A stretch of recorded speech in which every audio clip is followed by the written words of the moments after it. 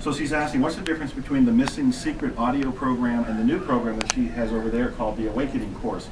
There's a big, vast difference here. The Missing Secret, she doesn't work for me or anything. I mean, she just, thank you so much for wandering into that. Does anybody have the Missing Secret to show up? Who's going? You have copies at home? Yeah, the Missing Secret is sold by Nightingale Conant, so you can go to nightingale.com to find the Missing Secret. The Awakening course is at theawakeningcourse.com. You can read all about it there, see a little video clip of it. But the short answer is, the Missing Secret is all about those 7 ways to clean the inside of you, or clear the inside of you, of your negative beliefs, so you can have, do, or be, fill in the blank.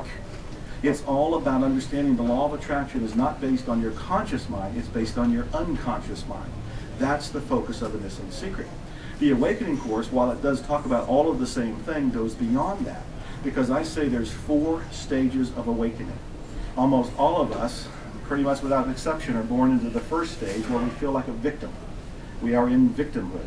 Most people stay there until they die, unfortunately. But because of the times we live in, you may come across a book like The Attractor Factor, or my new book, Expect Miracles, or a movie like The Secret. Something awakens you to the fact that you have more power than you ever thought before. When you awaken, you start to go into the second stage and you feel empowered. And you can be empowered to the rest of your life and you'll absolutely love it.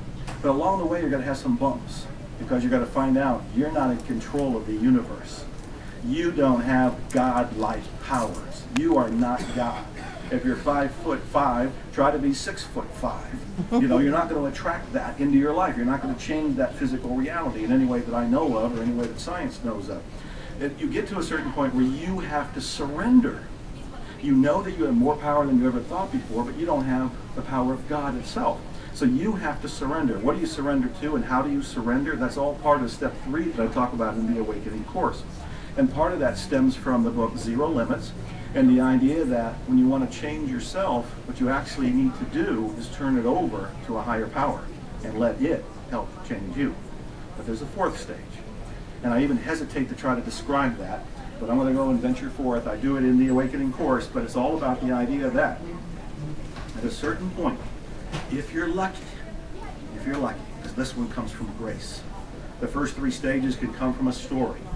Somebody can tell you something and you can awaken into empowerment. Somebody can tell you a story and you can awaken into surrender. But the 4th stage comes by grace. It comes from the divine. You can prepare for it. You can meditate. You can open yourself to it. You can await on it. But you can't make it happen. And in the 4th stage, you merge with the divine. You are walking on the earth with the personality, the ego part of you, dissolved into the divine itself. So the divine is walking through you. The divine is breathing through you. You and the divine are the same. Only a handful of people on the planet are there. And I'm not one of them. But that's possible for all of us. That's the kind of thing that's in the Awakening course. Very different from the Missing Secret.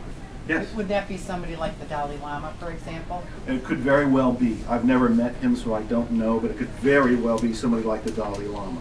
There are people, I think, Byron Katie, if you know her. There's books by her. I just saw them upstairs, probably in the psychology, self-help, New Age section. There's 2 or 3 books by Byron Katie up there. I believe she's awakened. I believe that she is walking in that 4th stage. And so she is a human on earth, but the spirit is fully functioning in her without interference.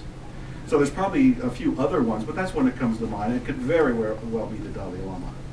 So your 4th stage, you think only certain people are capable of that? He's asking in the 4th stage, are only certain people capable of that? I think it has nothing to do with capability. I think it has everything to do with the divine giving it to you by grace. That's what I feel. Now, I also feel, and I say this in the Awakening course, that you can prepare for it. That by meditating, by slowing your brain down, by doing this clearing and this cleaning, this type of spiritual work that I'm talking about, that you can actually get closer to having that experience. I've had numerous Satori experiences since I've started this work over the last few years. And these Satori experiences are where the window to the divine seems to open up and I dissolve into it. For a moment, for a brief glimpse, really, I start to feel like I'm having one right now. It's going in that direction where Joe dissolves, and I'm just one with the cosmos. I'm just one with spirit. And at some point, what I would like to have happen, and what I would expect to have happen, is that takes over permanently, and that's when you have an awakened state. But I don't think that you need to be capable. I think that's an earth level term. I think that the ego says, oh, if I do such and such, and if I do, so many prayers every day, and I meditate for so long every day, I'll make that happen. That's an ego trip. It doesn't happen from the ego. You have to let go of the ego, and you're not going to have an easy time doing that, because the ego is part of you to help you live and breathe and get through the traffic out here. It's to help you survive. But you can actually invite the awakening by doing spiritual work. That's where I'm at with it.